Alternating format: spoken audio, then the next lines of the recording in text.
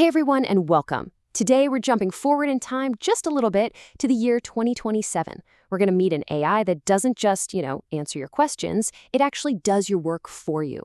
So, yeah, get ready to meet your new AI coworker. And that brings us to this really powerful prediction. Just let that sink in for a second. The entire idea of searching for stuff online, it's about to be replaced. Instead, you'll be delegating tasks to an AI agent that works on its own. And look, this isn't some far-off sci-fi dream. This is the next massive shift in how we're all going to work. But to really get why this shift is so revolutionary, we have to talk about right now. We have to talk about the frustrations of today. Why is the way we work right now so completely, totally broken? Come on, we've all been there, right? You get a big project, a complex question, and what does that mean? It means hours of opening a million tabs, digging through dense PDFs, copy-pasting things into a spreadsheet. You're just drowning in information. It's slow, it's manual, and it absolutely kills our most important resource, our time. Wow. Okay, this slide just lays it all out, doesn't it? On the left, that's us today, hours of grinding. On the right, that's 2027, a few minutes to delegate the task. We're not talking about going from a few sources you can juggle yourself to maybe a dozen. We're talking about an AI that can pull from over 100 sources. This isn't just a small step up, it's a total reinvention of what knowledge work even is. And what's crazy is how fast this all happened. I mean, it didn't happen overnight, but the pace has been absolutely mind-bending. Just think about it. In 2023, we were playing with experimental chatbots. And now, just a few short years later, we've got the building blocks for fully autonomous agents. This incredible speed is exactly why that 2027 vision isn't a fantasy. It's pretty much already here. And this brings us to the single most important concept we're going to talk about today. It's this huge shift from just chatting with a chatbot to actually having a true partner in an AI agent. So, what in the world is agentic AI? Well, simply put, it's an AI that you give a goal to, not just a question. And then it can create a plan, break it down into steps, and actually do those steps all by itself to get the job done. It's like the difference between asking your assistant for a recipe versus saying, hey, can you please go to the store, buy all the ingredients, and cook dinner for tonight? See the difference? At Google, the secret sauce that makes this all happen is a thing called Project Mariner. I love this analogy. It's the engine that turns your AI from a simple calculator into a full-blown accountant. It gives the AI eyes and hands to actually use the internet for you, turning it from a passive tool into an active partner. Okay, so let's get into the good stuff. What's actually in this new AI coworkers toolkit?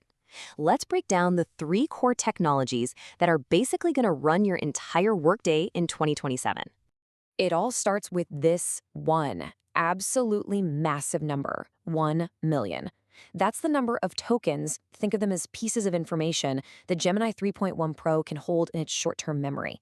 For years, the biggest weakness of AI was its tiny memory. You know how they'd forget what you said 3 messages ago?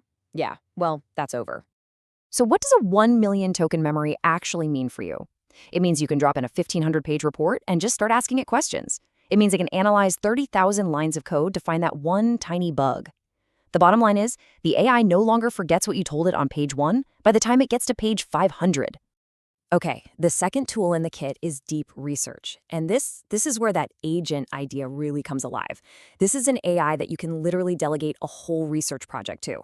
It'll go out, browse up to 100 different sources, deal with annoying paywalls, and then come back with a single, beautiful, fully cited report. It's your personal research assistant on steroids. And the way this works is it's brilliant. Check it out. The AI doesn't just go running off on its own.